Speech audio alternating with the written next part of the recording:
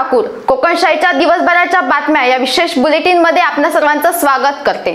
चला तर मग जाणून घेऊया सिंधुदुर्ग जिल्ह्यासहित संपूर्ण कोकण आणि अखंड महाराष्ट्रात नेमकं काय काय घडलं। पुणे येथून गोव्याच्या दिशेने जाणाऱ्या दुचाकीस्वाराच्या दुचाकीवरील बॅग सायलेन्सरला लागल्याने पेटली। यामध्ये 2 लॅपटॉप व बॅगेत असणारे कपडे जळाल्याची माहिती समोर आली आहे। ही घटना शनिवार दुपारी 1 वाजण्याच्या सुमारास वागदे येथे मुंबई गोवा महामार्गावर घडली।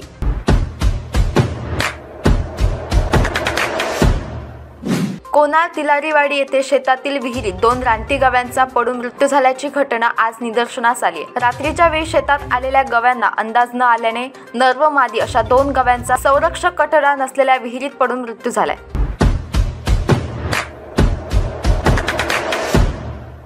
कणकवली तालुक्यात एका युवकाने एकतर्फी प्रेमातून युवतीवर पेट्रोल टाकून जाळण्याचा प्रयत्न केला। ही घटना कणकवली गणपतीसाना रोडवरील एका गल्लीमध्ये घडली।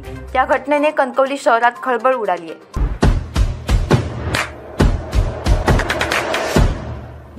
एसटी महामंडळाने ऐन दिवाळी हंगामात भाडेवाढ जाहीर केले।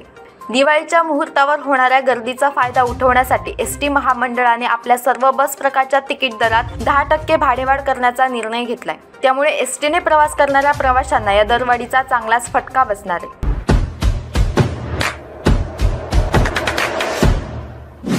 वाढदिवसाचे गिफ्ट पाठवल्याचे सांगून कलमट येथील एका शिक्षिकेला 38 लाख रुपयाचा ऑनलाईन गंडा घालण्यात आलाय।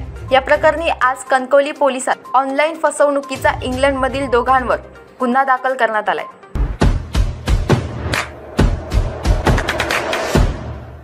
याबरोबरच कोकणशाहीच्या दिवसभराच्या बातम्यांमध्ये इथेच थांबतोय, पण तुम्ही मात्र दिवसभराचे अपडेट्स आणि ताज्या घडामोडी जाणून घेण्यासाठी कोकणशाहीचं YouTube चॅनल सबस्क्राइब करा, फेसबुक पेज लाईक करा आणि Instagram पेजला फॉलो करायला विसरू नका।